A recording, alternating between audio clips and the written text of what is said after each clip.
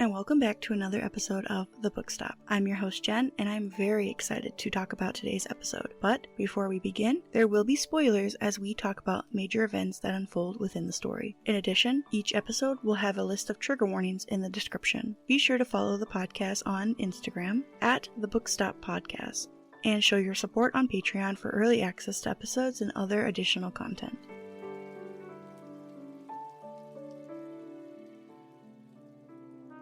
Thank you for gathering here today with us. As we mourn the loss of an excellent series. And as we mourn the end. Okay, sorry. I'm serious. I'm so serious. As we mourn the end of one Rebecca Yarros' career. Drama. And welcome back to another episode of The Book Stop. Who do we got here today? Charlotte. Hey. So, what book did you bring for us to talk about, and why did you bring this book? We have brought Onyx Storm. We brought the Empyrean series back to the pod because we had to. We're locked in for all 5 books. We were held by gunpoint. Feels like it a little bit. Rebecca. I'm glad I only bought 2 versions of this book. Oh my god. 2 versions was still too many. This is the 3rd book of the series. 3rd out of 5. We'll talk about it. Before we do that, though, we're going to play a little game. Oh boy. You are going to summarize this book in 30 seconds. Try your best, and you may begin whenever you're ready. Violet and her team of people, like her squad and everybody. But they're looking for the 7th kind, which is Andarna's kind. So they're visiting all of the isles that are not part of the continent. And of course, there is much fighting and arguing and death throughout the whole time. Violet is having different run-ins with Theophany, a Venan that has been tracking her. There is one final dramatic battle between everyone. One side wins more than the other side. I won't spoil it. Oh, we're gonna spoil it, don't you worry. Yet. Very good. Awesome. Yeah, I'm gonna summarize it for anybody who hasn't heard of this. And just so you know, we did talk about 4th Wing, Iron Flame. I think 4th Wing is actually, if it's not the first, it's the 2nd longest episode on the podcast. It is literally like the length of a Marvel movie. Like, Probably. It's long. We really got into it. Iron Flame, I think, is like an hour and a half, maybe 2 hours. I think it's like we were both almost. just mad. Yeah. This one, I don't think it's going to be that long. So We'll find out. I do have a hot take. I was telling Jen earlier that I do have a hot take. I'm so excited. But yeah, so just so you guys know, spoilers are ahead. We are going to talk about every book of the series. We're going to reference the other books. So if you haven't read the books, first of all, why are you here? We are 3 books in. We're trying to convince you to read the series. Join our misery.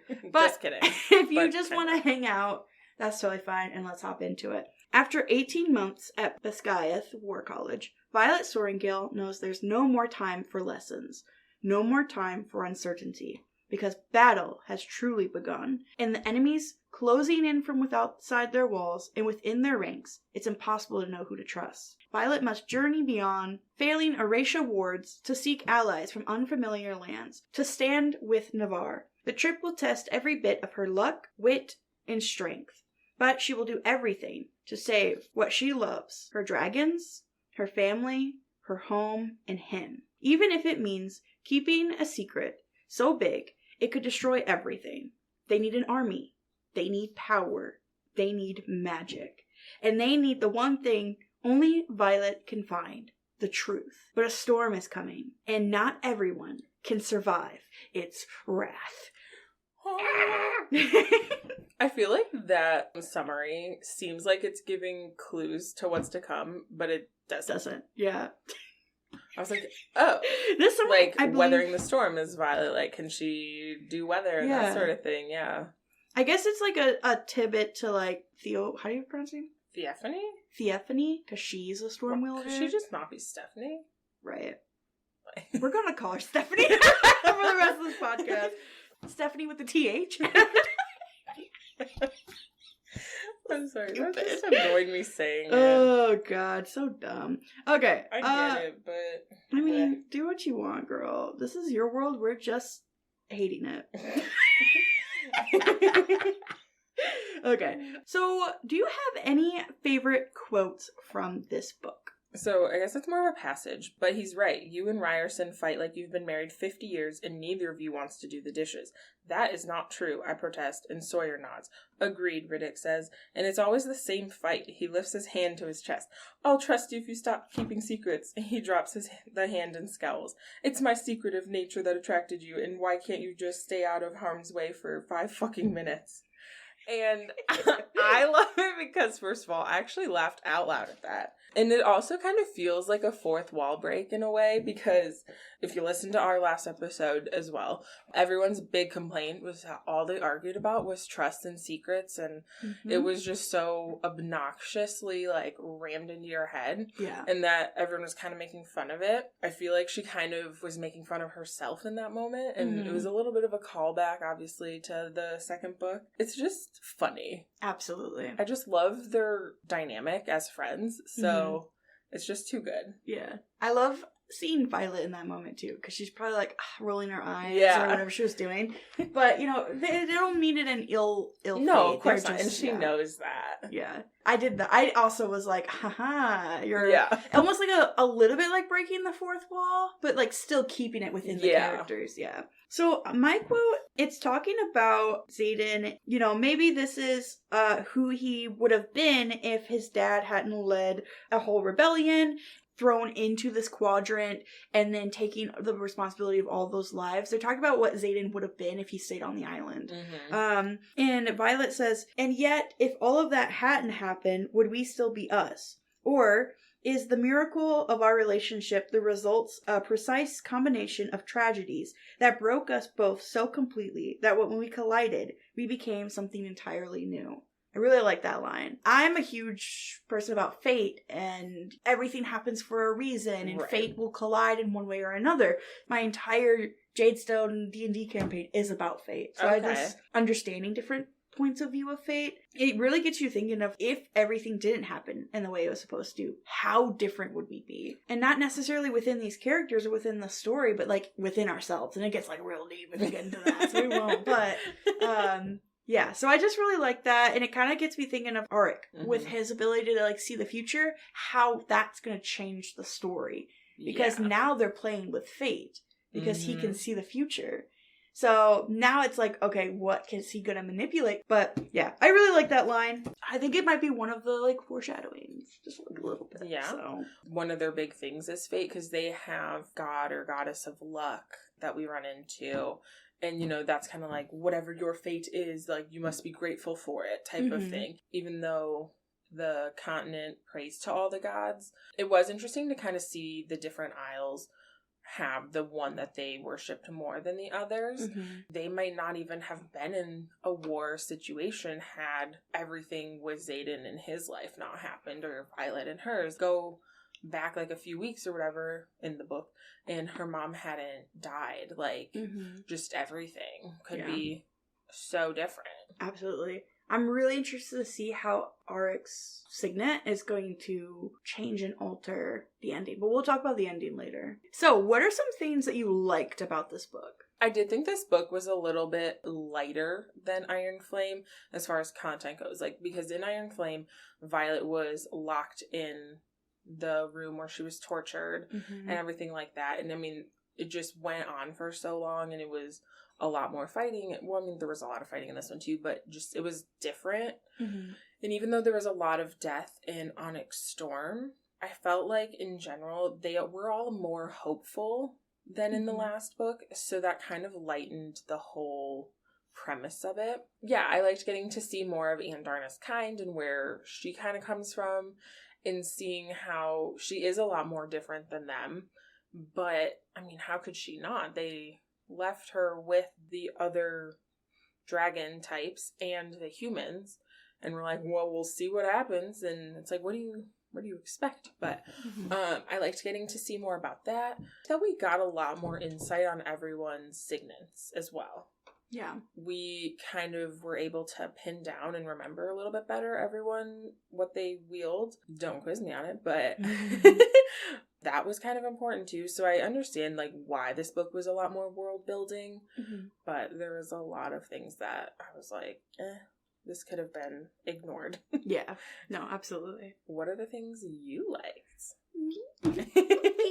So, I agree. I do really like the world building. I do like that we get to see a little bit more. I didn't even know that this continent was just, there was a whole nother world outside of that. Yeah. Because they I think they briefly mentioned it in the other books, but nowhere near to this extent. No. I do find that it's weird that she didn't put the full map on there. She only has the map of the continent.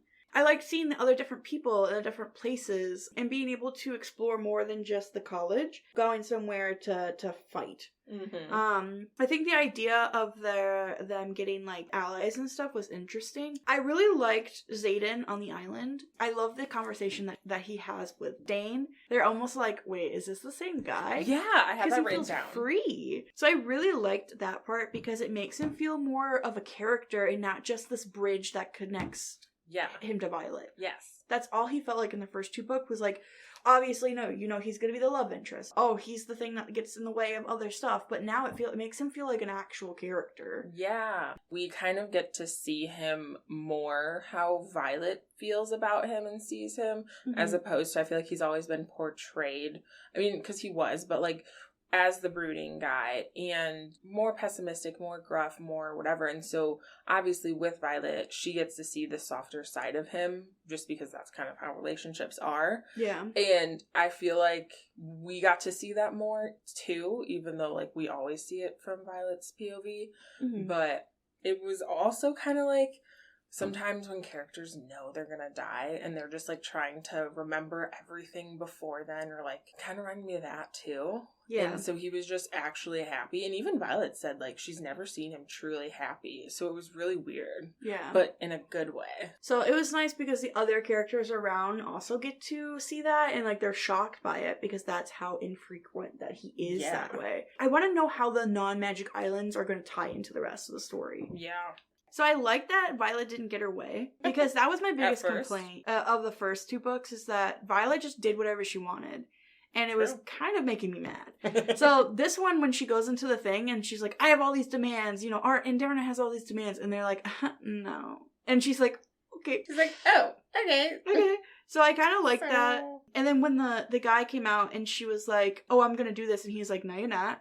I like that. I like that she didn't, because her mom isn't around. People are harder on her. And I think that's good for character growth because she got away with so much stuff before. Yeah. And so everything that she did get, she truly earned, especially out on the Isles and whatnot. She earned that respect and everything.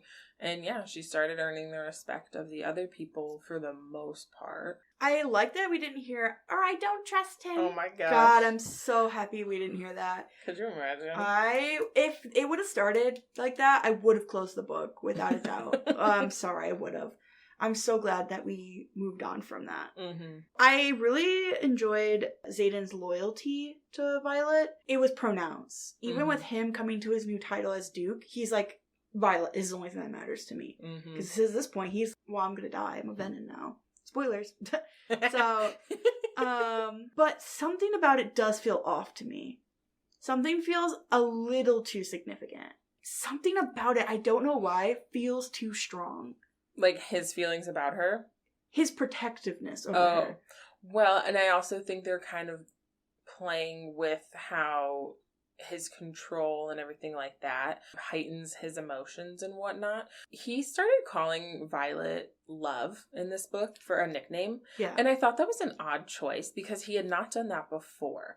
And so it's he was a lot softer. I just feel like there was a lot of things that were out of character for him, with that happiness on the Isle and with his protectiveness. And so Venom transition, getting stronger, and I don't think they realize it. I don't know if something maybe Stephanie with a TH has something to do with this. If there's a connection because they're so obsessed with Violet and they want Violet so bad. So I feel like there might, we're getting to predictions, but I just think there might be something there. I just want to know, what does it feel like as Violet to be so desired by literally everyone, whether it's in a hateful way or a loving way?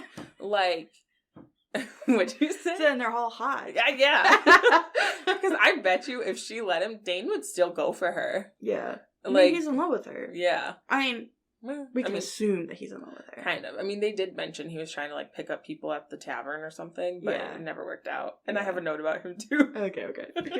Okay, my last thing, and then we can move on to dislikes. Okay. I'm sorry if we go a little hard, but Taryn and Darna and Riddick. They saved... Oh my gosh, Riddick. They saved the book for me. I can not imagine this book without Riddick.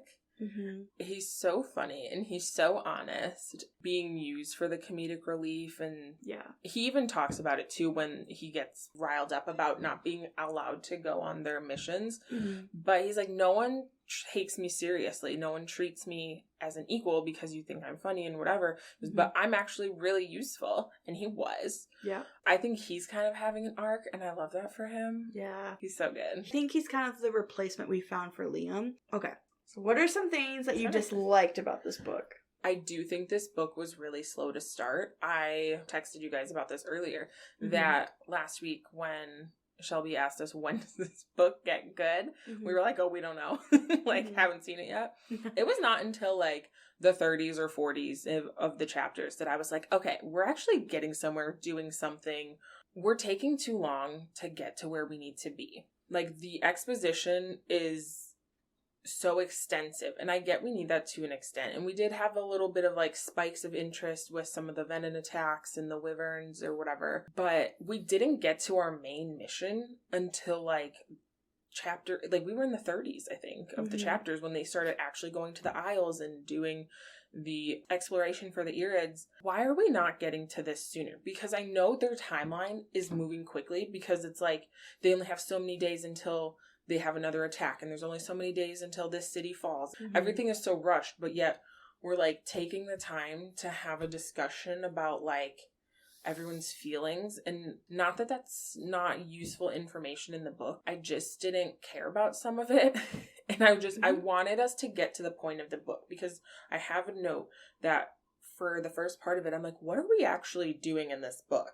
Mm-hmm. Because we had the attacks and whatever, but it wasn't ever like we had a plan going. They mentioned wanting to find the 7th kind of dragon, but it was not until way later that we found out how they planned to do it or wanted to do it and whatever. We spent so much time arguing about who was going on this mission that I'm like, what are we even going on this mission for? Like, mm-hmm. I just wish there was more explanation about the things that mattered. We had a lot of time where they were fighting on the mat for the battle mat, mm-hmm. and that wasn't even like in a foreshadowing way either. I have so many questions, but my main question was really like, who are these people and what are we doing? Like, those mm-hmm. are my questions, because I also felt like so many people were brought up, and I'm like, I know for a fact these people were not in Iron Flame, and she's just throwing them out there, and then later might say something like, oh, they're the so-and-so lieutenant, or they're from this isle or country or whatever it is. And it's like, where was this explanation 3 chapters ago? It was just hard to follow. And I don't know if it was the editing, the writing, or both. It took too long to get where it's going. And then we're thrown so many people that I know for a fact weren't originally in the book until now. Yeah. And that's confusing because we're supposed to pretend we know them. Exactly.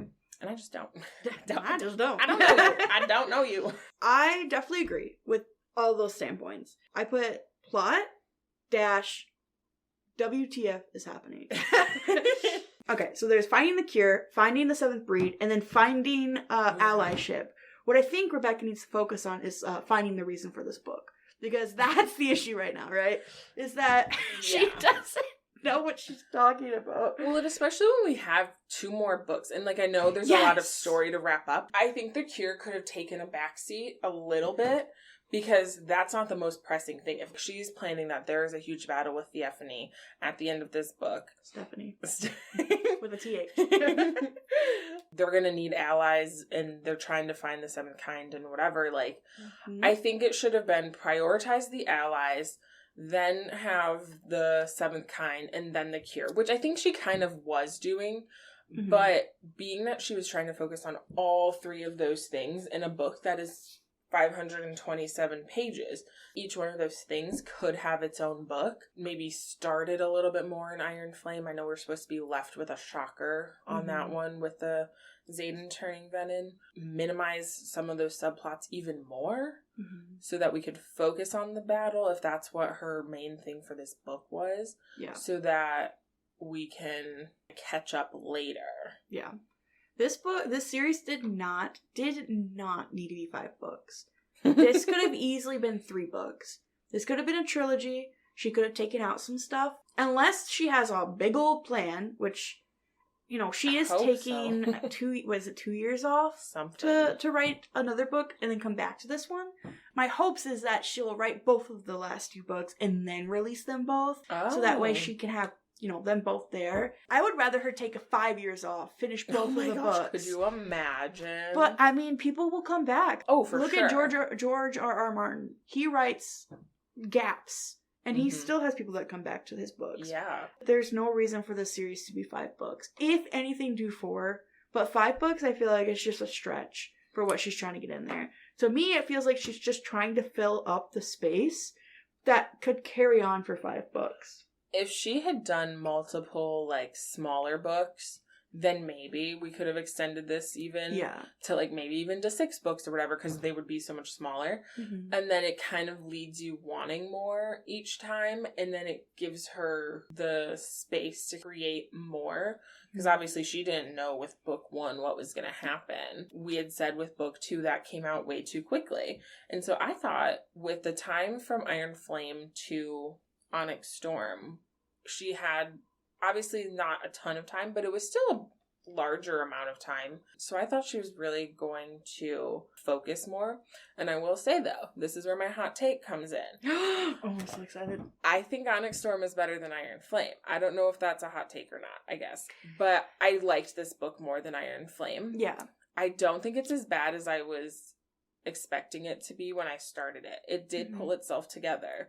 So I don't hate it as much as I thought I was going to. Yeah. I don't love it. Nothing will compare to the original Fourth Wing. Yeah. That book is just so iconic and so good. I got, other friends hooked on this series from Fourth Wing, and I've had to, curb their expectations. Be like, please stick with it, because Fourth Wing is so worth it. But, the next 2 are gonna be a bit of a downer.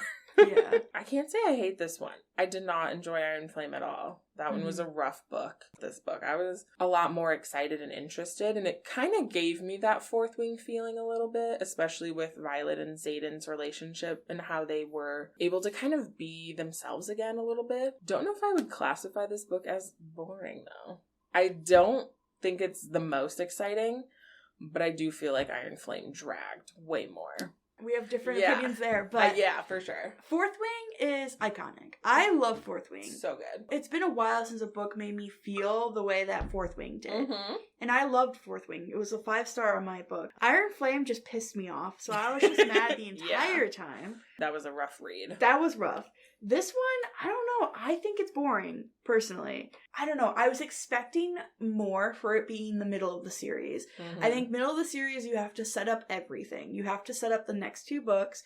You got to set up the situation. And the way that it ended, just, it does not do that for me. And that was a off-the-wall ending. Yeah. I think the biggest reason why I don't like it is that there was just no sacrifice in this book. Yeah. No, none of the main characters died. Liam was heart-wrenching, and then you have Violet's mom, which is something. And it doesn't have to be a death. And Darna left. Oh my gosh. And then she came back. Yeah, she did come back. So what was the point? When I read that chapter, it rivaled the Liam thing. Because I was really sad. I don't think it would be worse because it wasn't quite as shocking. I guess when she wanted to find her family and everything, I'm automatically I thought, well, she's probably going to want to stay with them. How would that work? I'm is it a case where they visit, or maybe they would join Dragons in the Veil or whatever?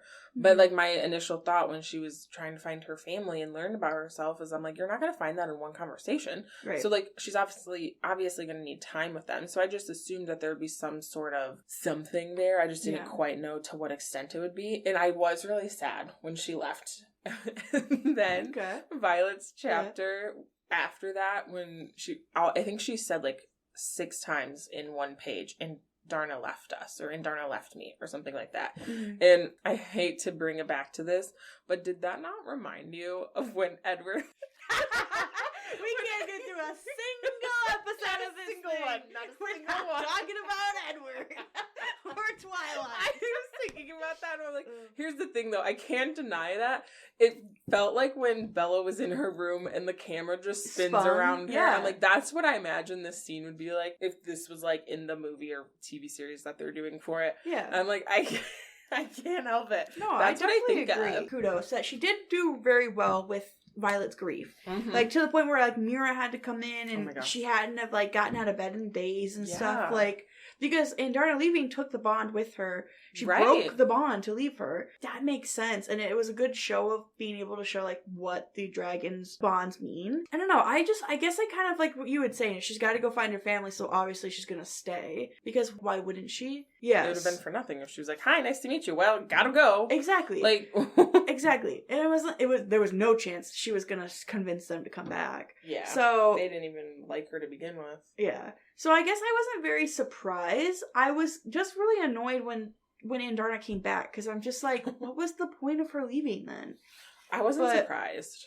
No, I was not. I was not surprised at all. I also was thinking, like, as soon as the Irids had flown off and were like, we're not going to help you, blah, blah, blah, I was like, they'll be back. I know they'll be back because Andarna is still with Violet, and I was like, they're going to be back at some point. And then they were. And they were. I was like kind of happy for Andarna, but I'm also like, it's sad. Yeah. But then she's back apparently. And she was also talking to Violet in her head, which is a bond thing. Because she can bond and rebond whenever she wants. Apparently, because she's an Irid or whatever. But she can also bond between dragons.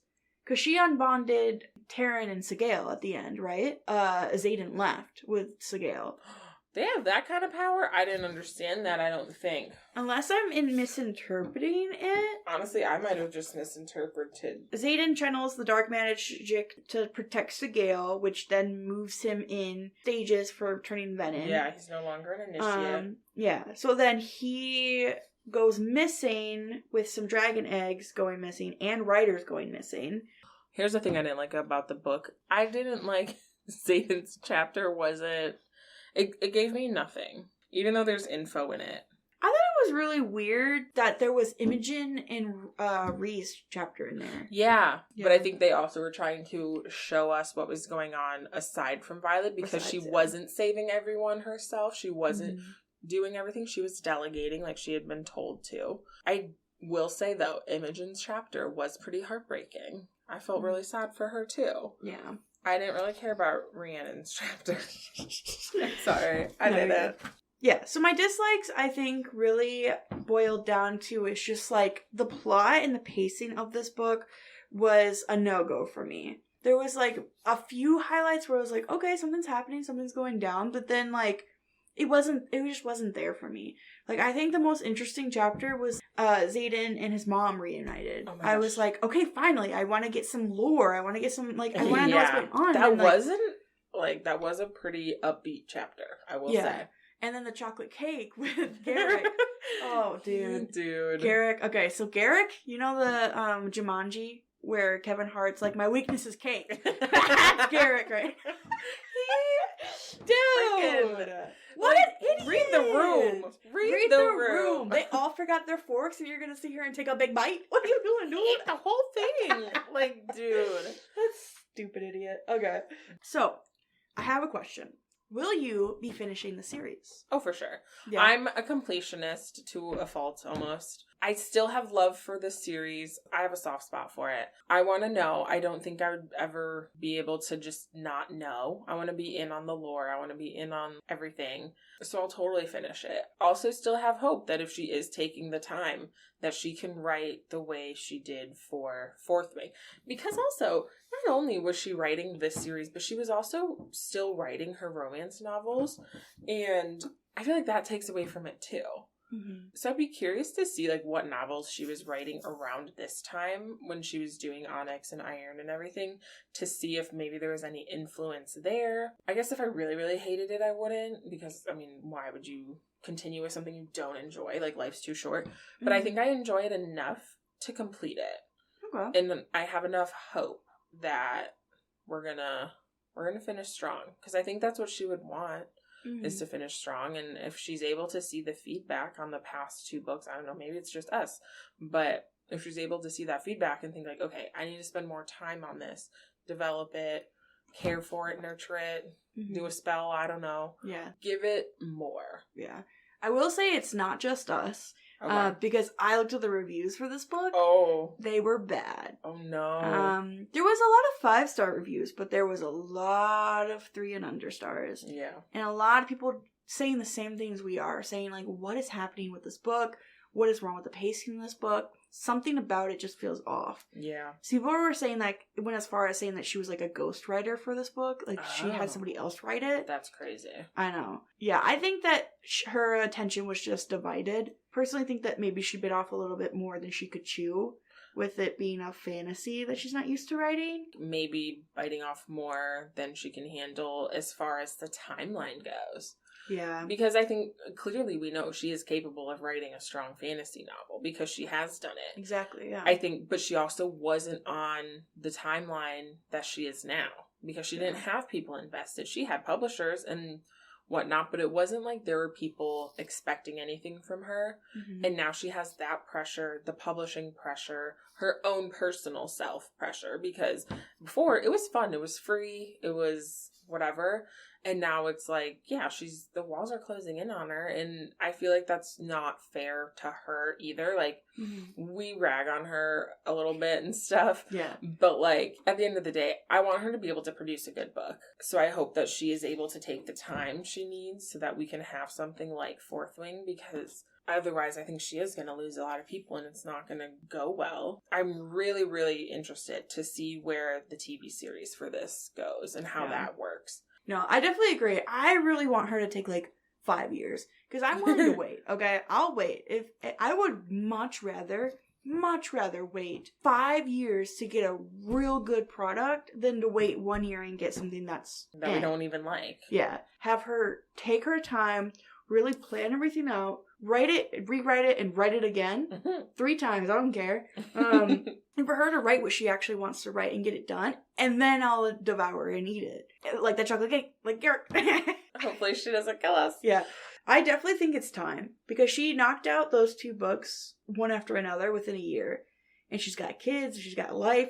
And her kids are doing big things right now. Yeah. She's got seniors and everything like that. Like, she's got big things going in her personal life, let alone her professional life. So I agree that I hope she does take a longer time. And also, going back to an earlier point, I think it would be in her best interest to have the last book also done, even if it's not going to be released right then. Mm-hmm. But because she's going to otherwise be so influenced and yelled at about how the ending should go, I hope that she stays strong for herself. She ends it how she means to and how she wants to versus what other people are saying. And so I want her to, like, have those both ready, because then I think she'd be able to, like, end it how she wants it to be rather than, like, being influenced maybe by what the public says. Yeah. Like, I don't want people bullying her into doing something. I mean, I know that's, like, kind of crazy, because, like, she holds the power and whatnot. But, like, yeah, I mean, sometimes publishers step in and be like, if this is what the people want, this is what we're going to give them. And it's like, yeah, that's just not good. I think it's a very fine line. Because, yes, of course, she has the creative freedom. She should do whatever she wants. But you don't get better unless you have criticism. Mm-hmm. Yes, she should do whatever she wants and she should write the story that she wants. But criticism isn't always bad. Sometimes it is there to help improve. Mm-hmm. So it's just really hard to look at that stuff when you see all the negative stuff. Yeah. I don't know. I'm on the fence. I probably won't read the next one as soon as it comes out. I'll probably wait closer to when the last one comes out. Okay. And then I'm going to get some insight of what the next one's like and then go forward. Mm-hmm. Right now, if it was a definite yes or no, it would probably be a no. I wouldn't finish the series. I would just reread the first one over and over and over again. So, who would you say in this one is your favorite character? Okay, obviously Riddick. We were just talking about how much we loved him, and he's funny. I will say, Xaden brought back those giddy kind of feelings in this book, just because he was being so sweet and so protective and jealous and everything like that. Like, with Halden, I, like, kind of forgot about him for a hot second. But Xaden being jealous of Halden was hilarious. Because I feel like last book with Iron Flame, Xaden was not his best self. Violet wasn't her best self, so it was just like annoyed with them. And this book, they're back to being annoying, but in a cute way. So I just kind of liked that.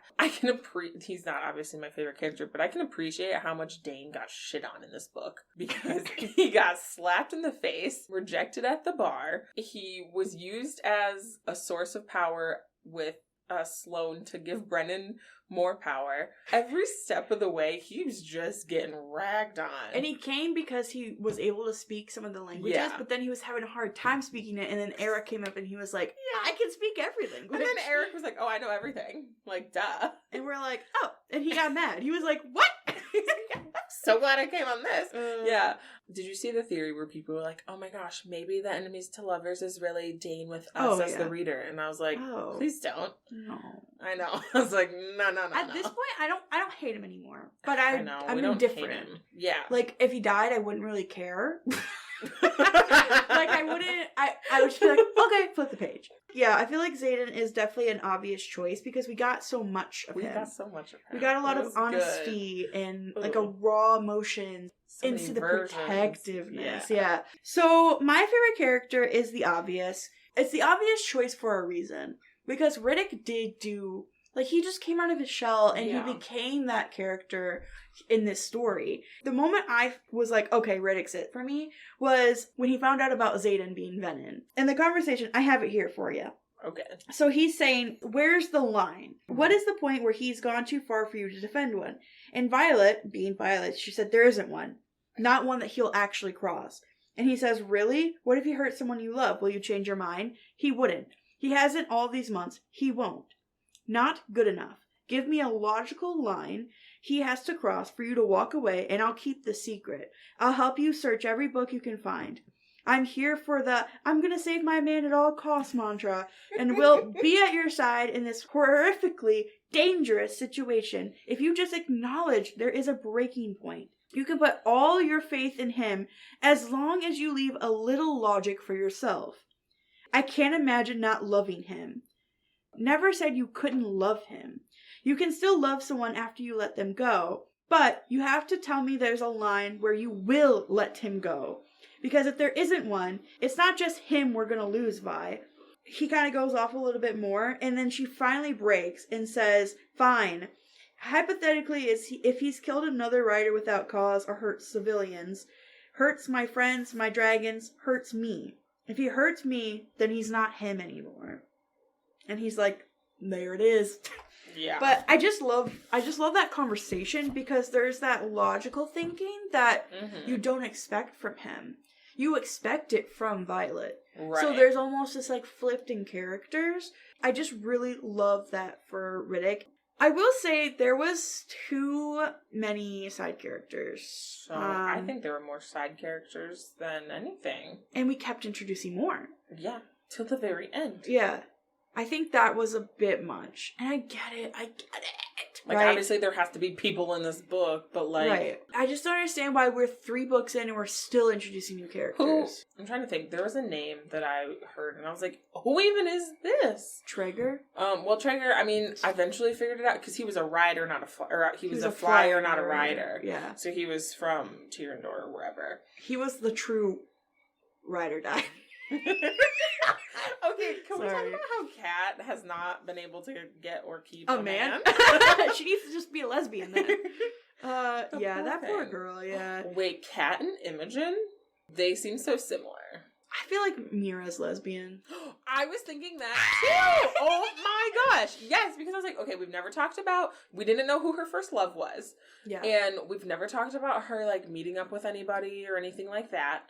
And Drake was obviously very interested in her, and she didn't show one interest in him until Broccoli, which then we never heard of again. Yeah. Which, rude. Yeah.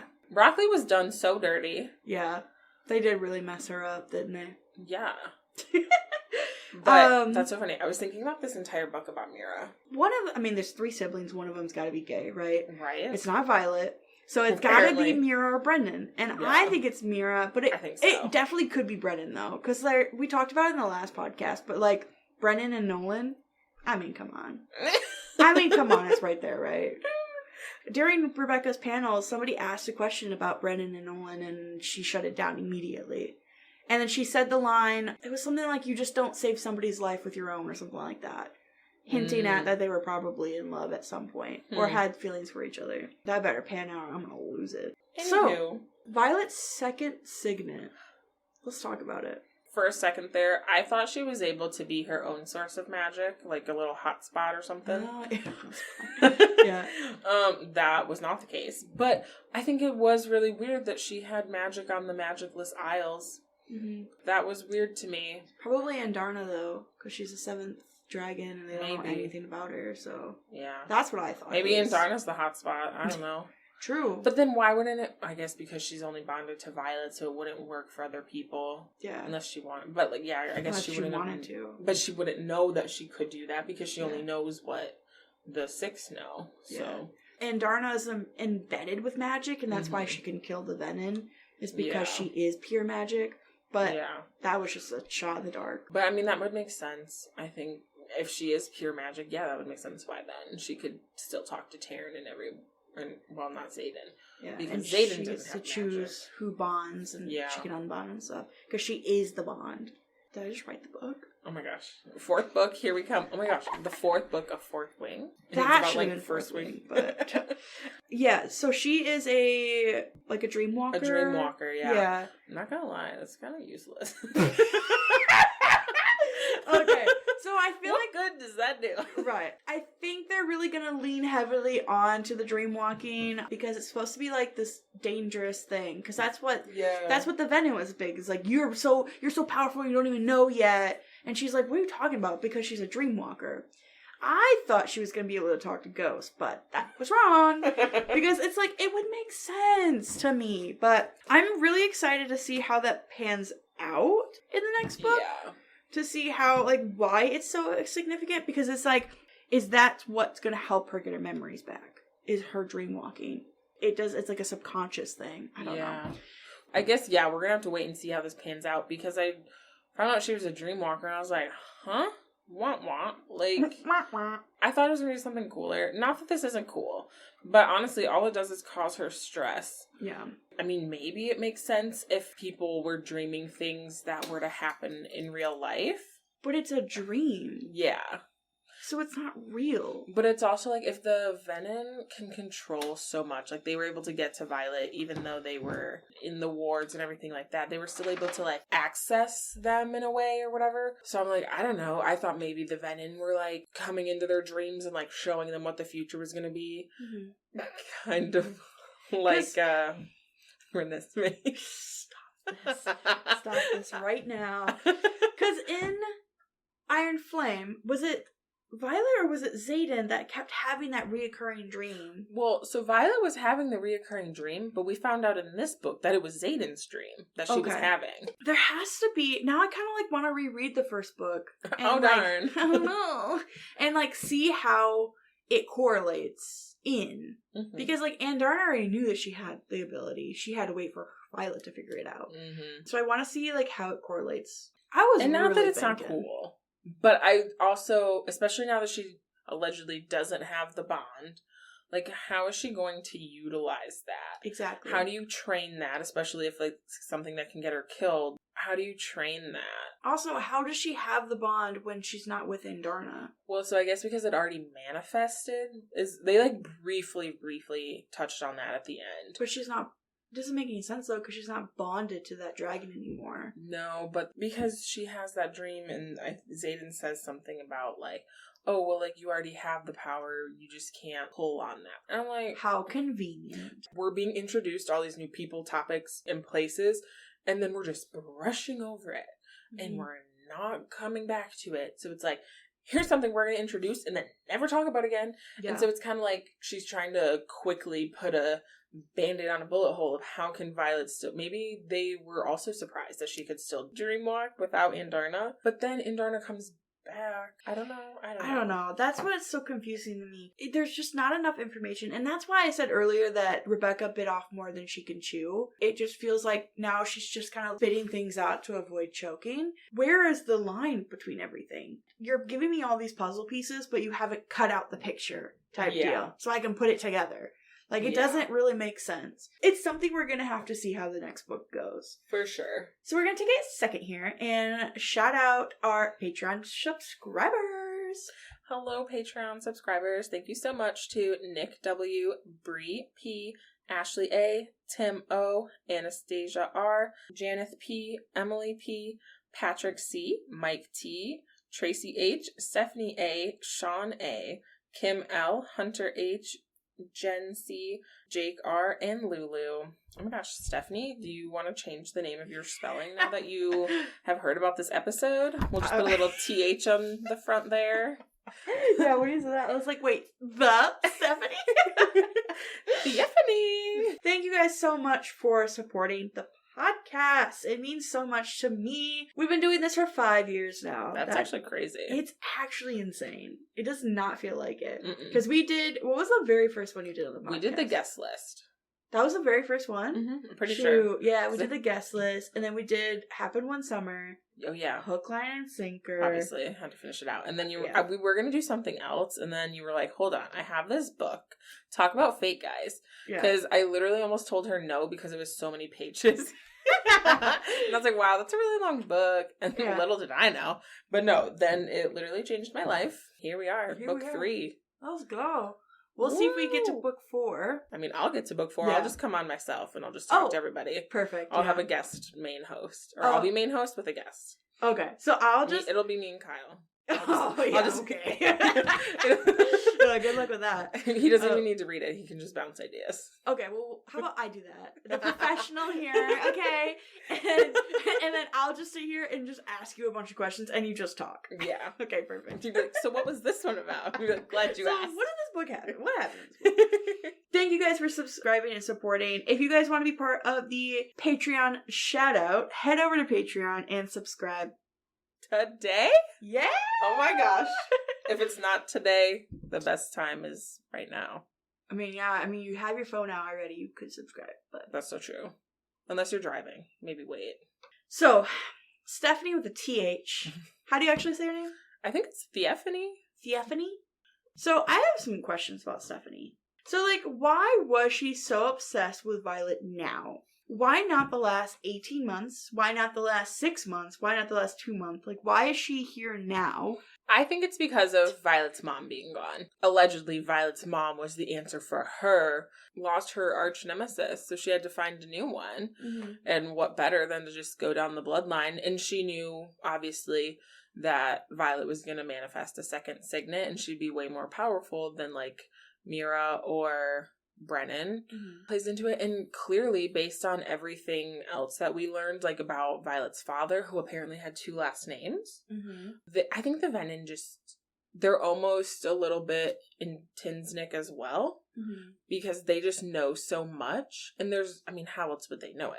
Theophany has that going for her, and so her knowing that Violet is going to have that second signet, she's going to be way more powerful. And she also has the most powerful dragon. She has a 7th kind dragon as well. Then she's also bonded to Xaden and Sigale. Obviously, the books are about Violet, so it's not like she's not going to be obsessed with someone else like Rhiannon or whoever. But yeah, now that her mom's not gone, everyone else has been really hard on Violet. Now the Venin are going to be much harder on her as well, because Violet doesn't have someone protecting her, even though she didn't know that she did before. Yeah. I just don't understand why she was introduced now, in the sense of there was already so much going on in the story. The 3 we talked about already, and then now we have this Venin that's also chasing her. Yeah. That we could have singled it down to just a couple of those. Because we still have 2 other books, and she meets her and kills her in this book.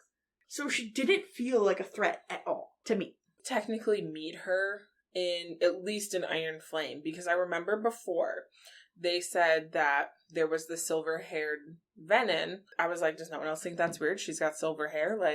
Come on. So we did meet her, but we didn't know as much about her. Now we're, learning a lot.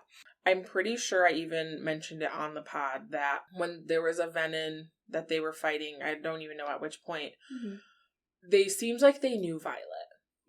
And I was like, that's so weird. So I was saying how I wonder if it's Venin are people that they might know, or maybe parallel universe, something like that. I think I had guessed that could it have been Xaden's mom, and she knew that, like, Violet and Xaden or whatever, but the equivalent of her mom, which is just so weird. Yeah.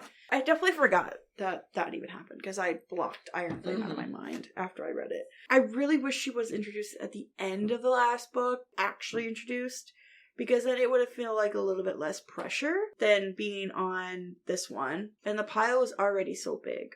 Why? They like suddenly were so obsessed with Stephanie, Theophany, whatever.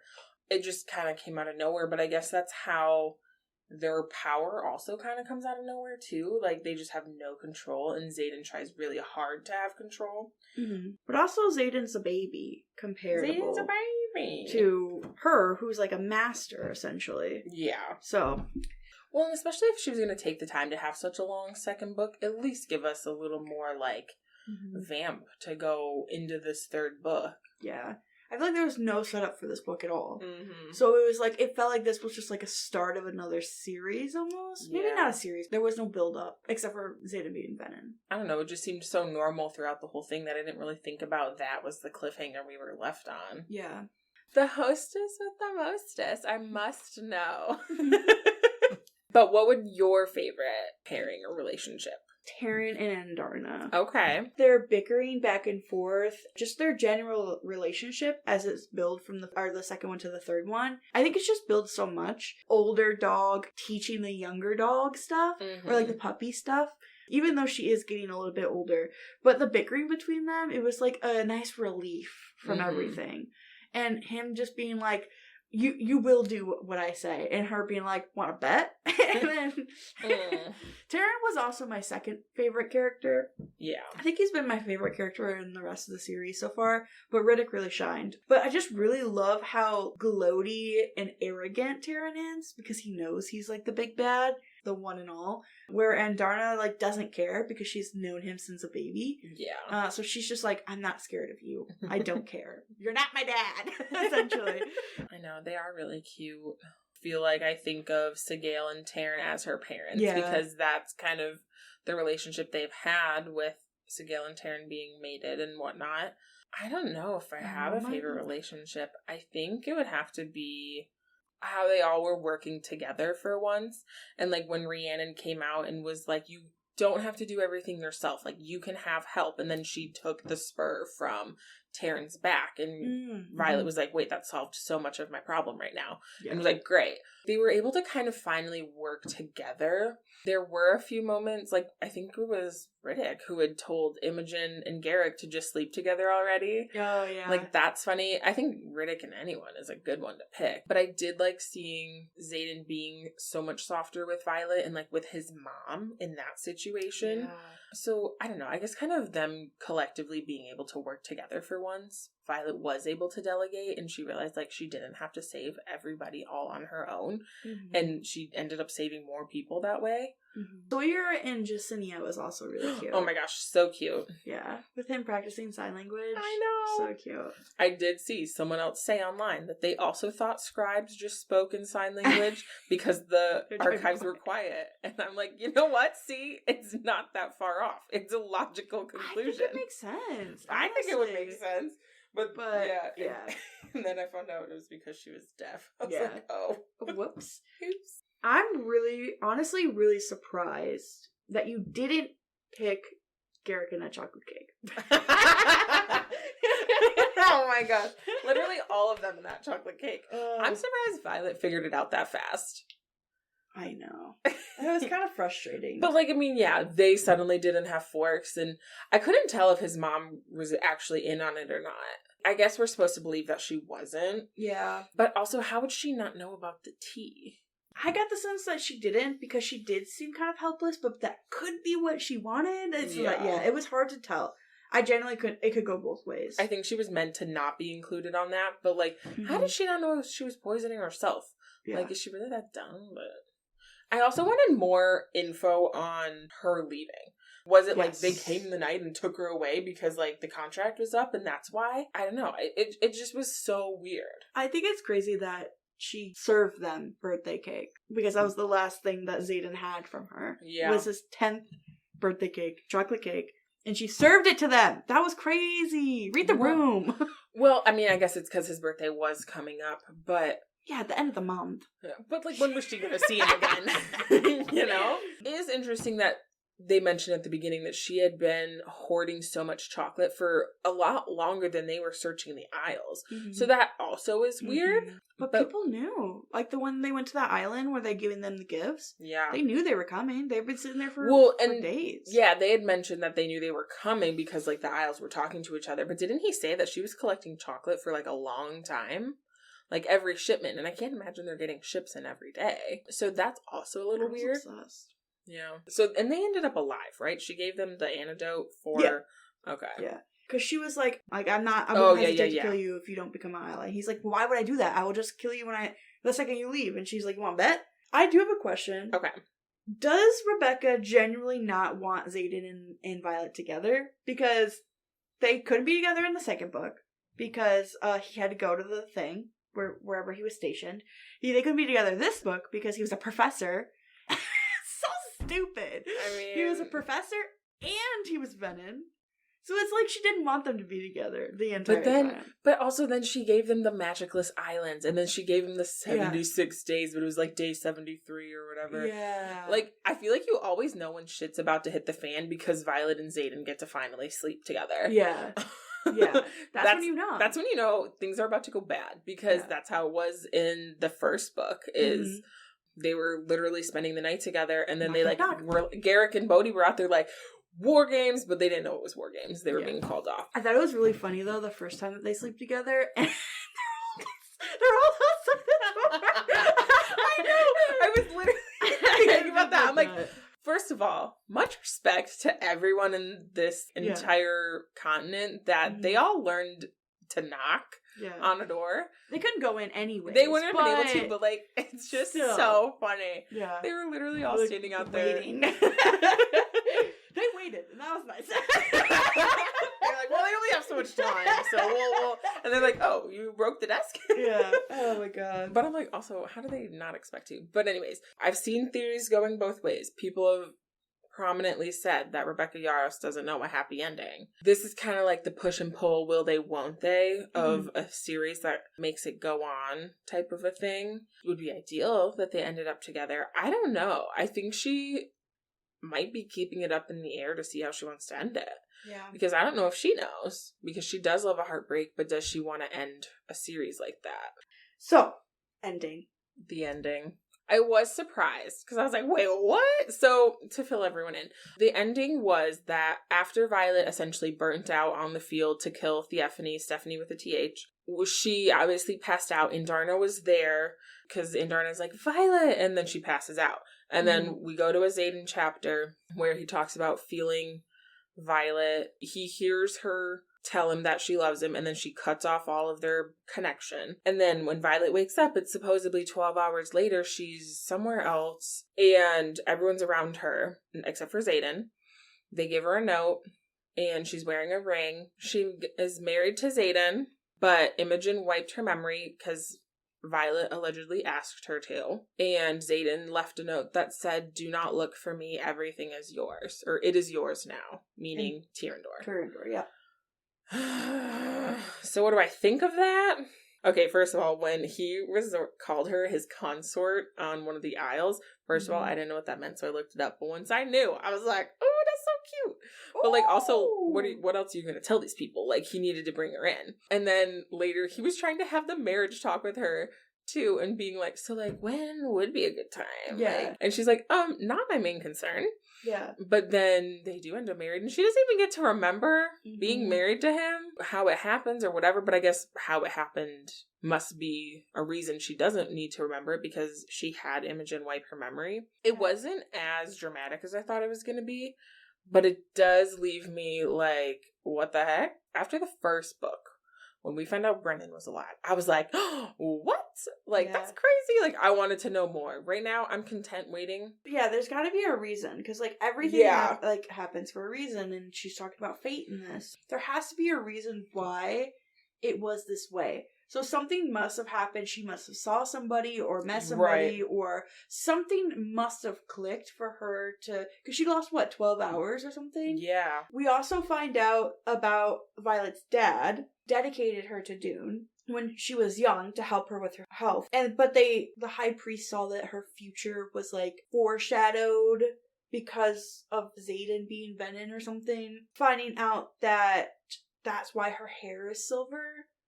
So when Xaden turned Venin, he took people with him. And they said something about Xaden having a new brother, another person being Venin.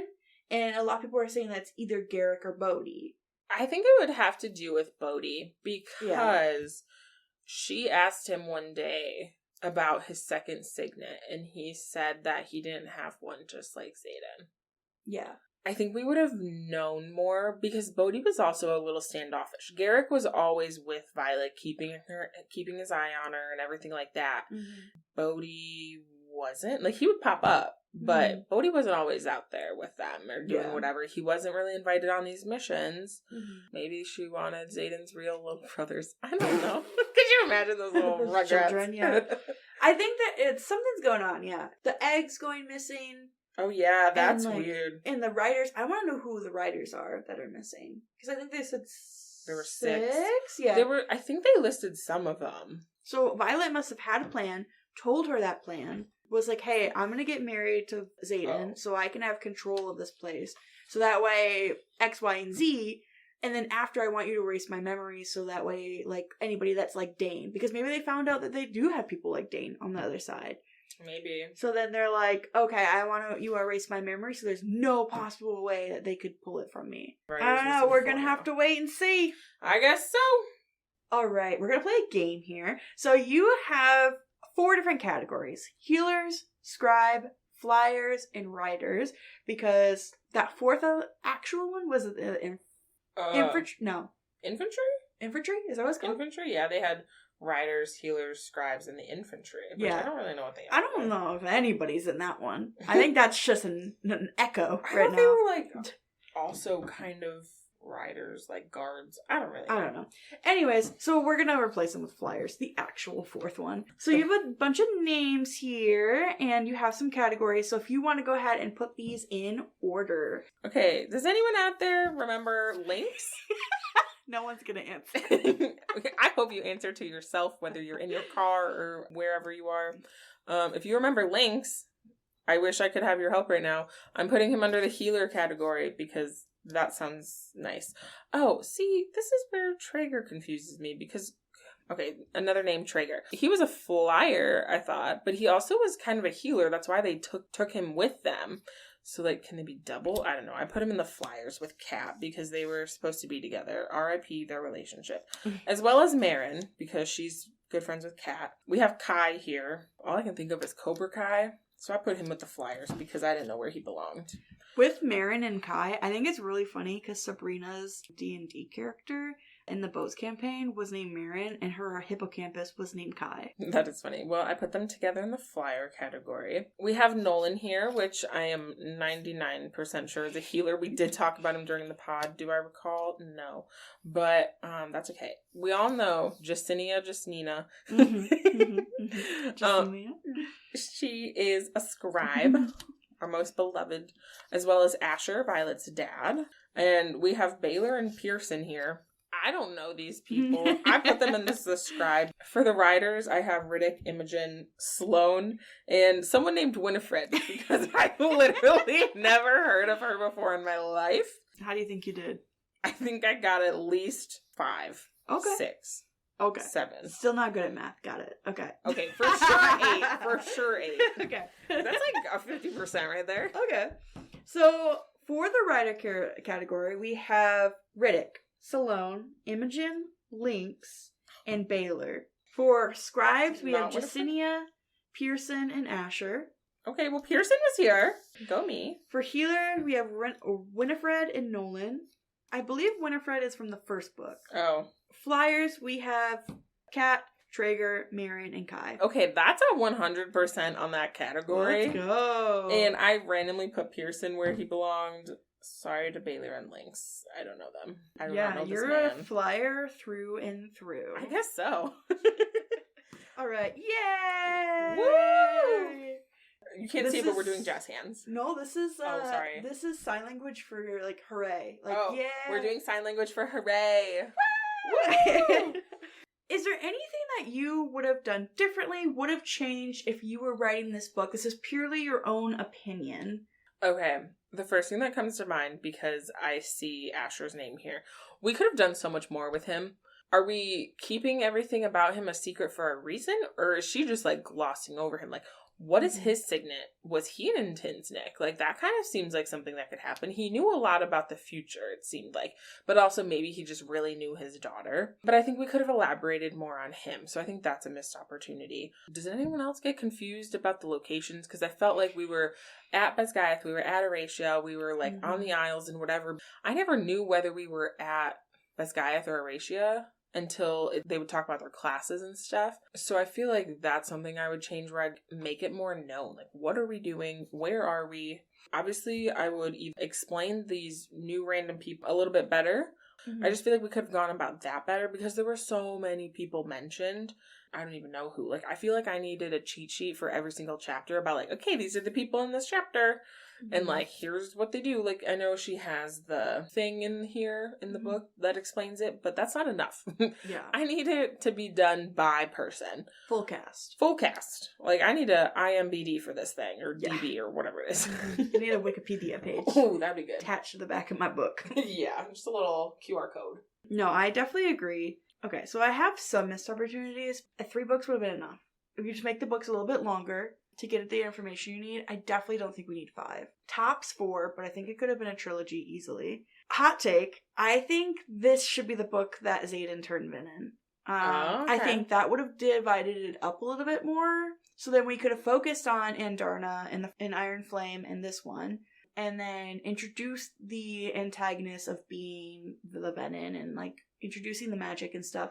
This is when Xaden turns Venin. There's just not enough build-up with him being Venin, because we care so much about him not turning into who this person is, but we really don't know enough about it. So this book could have been the setup on learning what the Venin are, and then he turns Venin in this one. If we learned so much about what being Venin was and was like, and then they found out he was Venin in this book. Like, could you imagine the jaw drop if the 7th kind dragons just, like, dropped that bomb on Violet like he was Venin? The whole time? Like, yeah.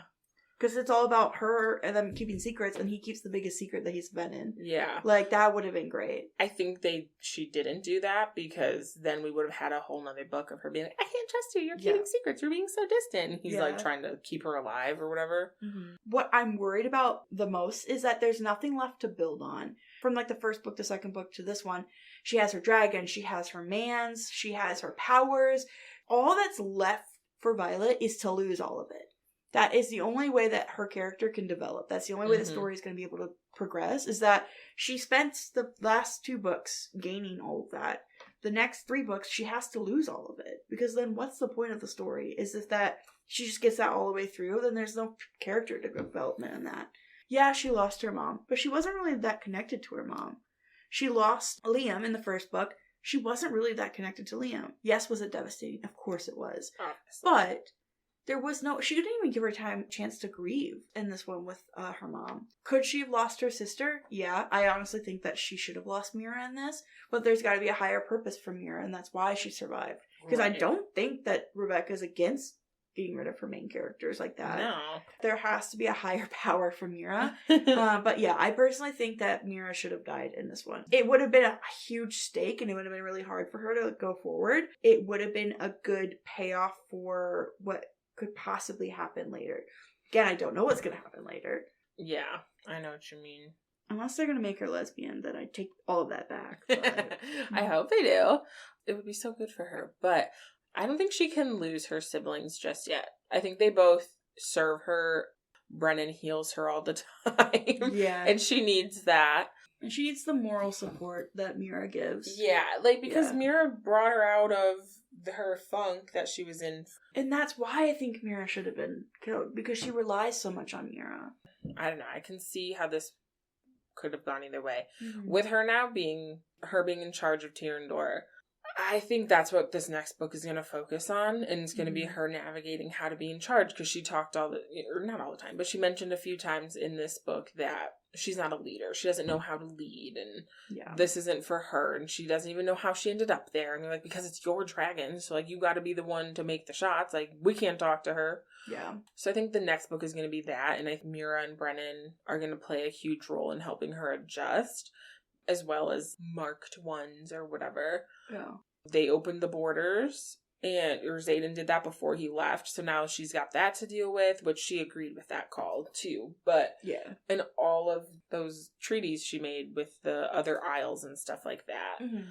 Do that again, but on behalf of Tyrandor, maybe? I don't know. It's like giving a little bit of like Feyre vibes. I don't know if you read ACOTAR. I have not made it through ACOTAR yet. That kind of vibe where she's like stepping up to the plate and Feyre becomes High Lady. That's all I'll say. That it's giving me that kind of vibe, that she's like stepping up to the plate. Any other predictions that you have for this next book? I think Rhee's gonna be the next big character to die. I'm also like, how are we gonna have a book without Xaden? The story goes on or whatever, but like I'm trying to think of how that's gonna work. Like, is she gonna complain for another 500 pages? Because let me tell you, Rebecca, if you are listening to this like you did our first 2 podcasts, of course, I cannot stand to hear her whine about Xaden. You know? That is truly going to be when that montage of her in her room when the camera is spinning. That's going to be the real one. That's going to be me. Same. Violet is definitely going to be annoying in this next book. And it's going to be really disappointing because it's going to be like a setback for what's happening for this 4th book. I'm hoping that she won't be that bad. I do think the dream walking is going to come into play with her being able to see her memories. I hope we learn more about the 7th kind. I really do. Because I think there's a lot to be discovered there. And I want to know about her dad. And I know she said to her siblings, like, I don't think we knew who her parents were at all. I think the reason she lost her memory is because she saw her dad again. That her dad isn't dead. He pulled a 180. Just like everyone else in this freaking series. Yeah, true. That in some way, either his soul turned into a freaking dragon. I don't know what it is, but something about his dad or her dad. That'd be crazy if he turned into a dragon. Maybe he's a 7th gen because he was looking for them, right? Maybe. He was looking for them. Maybe his soul transferred into a 7th gen. Crazy.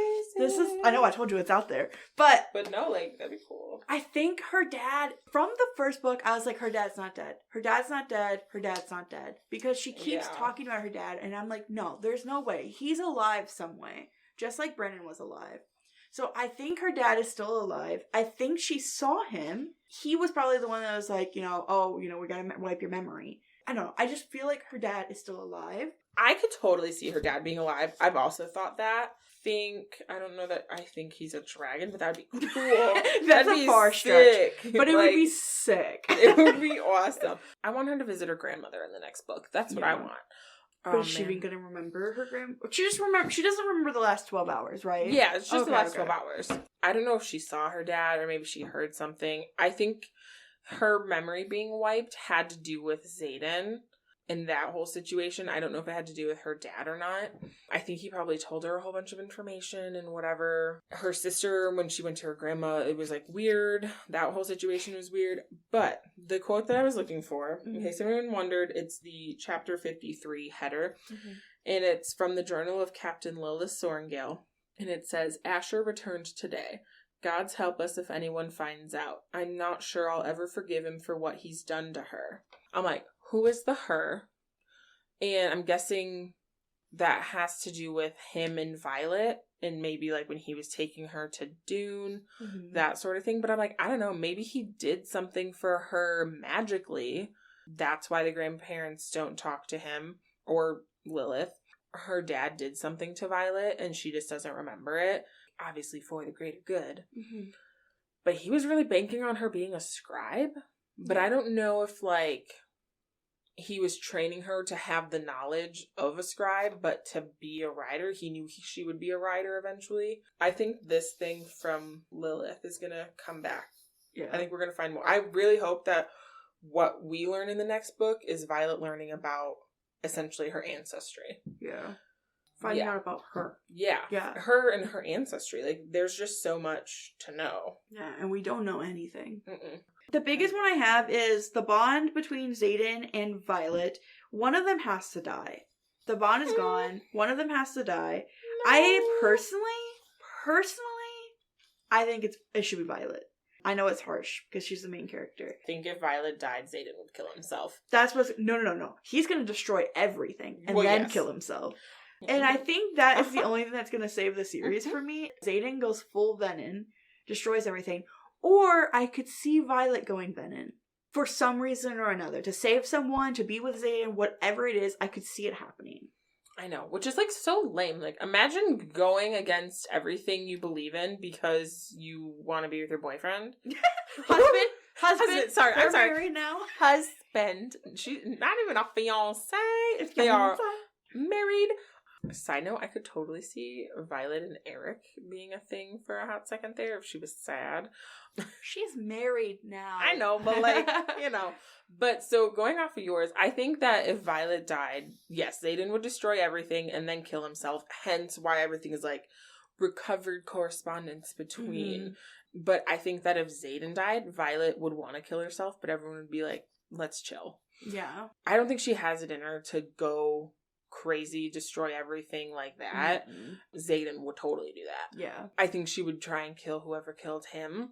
But I could also see her being Venom, Violet being Venom in some capacity already, or like something that's not natural. Normal. I figured it out. Okay. Walk with me here. I'm ready. All right, come on. we get up. She saw her dad. Because her dad's still alive. Okay. Her dad forced his soul into the body of Broccoli. Oh my gosh. Broccoli? Wait, and that's why he's actually the cat. Yeah. Yeah. Okay. It makes sense to me. Sure. I thought you were going to say that he was going to, which honestly would be so much worse now that I actually am about to say this out loud. Yeah. I was like, wait, no, I cannot say that out loud because that would be the worst thing to happen. No, there's to like save his soul or whatever, and it's like, oh, here, I have my soul. Like, bleh. Never mind. She's married to her dad. Oh my god, the ancestry gets crazy. Oh my god, that's why we don't look into it. Got it. Remember when we thought Dane's dad and Violet's mom were a thing? Okay, but they were. They were. According to us, that is our truth. That I could totally see that. Oh my gosh, maybe that's why he hates Violet so much. Is that she essentially took his lover away from him? Yeah. He just suddenly really hates her, and now his own son. Yeah. That was kind of hard when he was like, you're not son of mine. Yeah. Shut up, dude. I add that to the list of things that Dane gets shit on about. Yeah. His dad's like, oh, by the way, you're like not my son. She's really hitting on Dane. I know. I think it's where she's trying to change our hate to pity. I know. And it's working. That's the worst part. I guarantee she did Dane dirty because she was like, oh, I'm going to do this. And then she was like, oh, crap, everyone hates him now. So she's like trying to reel it back in because she's like, I actually need Dane for a second. Yeah. So now she's trying to change that anger we have towards him to pity. And that's why he's getting beat down so bad in this. Because the next one I think he's going to be important. So. You know who a crazy pair up would be? Kat and Riddick. Dane. Oh, Riddick and Dane? Yeah. Okay, Riddick is bi, right? Yeah. Okay. Mm-hmm. But now I was going to say Kat and Dane because wouldn't that be crazy? The sloppy seconds getting together. What the hell is trifles? Let me see it. It's TREIFELZ. And I'm like, is this a fucking Girl Scout cookie? Like, sounds like a Girl Scout. Because it literally I don't even remember what the context is on that. Also, do we think we're going to find a venom cure? No, there is no cure. Allegedly. But like, do you think they could create one? I hope not. I feel like, well, yeah, I know. But I also wonder if like all of the, because I mean, there's so much of their history that's redacted or destroyed or whatever. I wonder, okay, wait, do we think her dad was Venom? Because he was traveling to all those isles and whatever. She mentions, for no reason at all, that he was always giving her like a full like 5-page plus rundown of all the flora and fauna and, like, plants of each isle. And she's like, what the hell is this about? Like, I wonder if he was trying to make a cure for himself and he couldn't. And so she just said that his heart failed, but they would have had to have, like, speared him through the heart. Maybe. That could be a possibility. He could be Venom. There's definitely something weird about the dad. The dad still has to be alive. There's no way that he's not. Oh, yeah.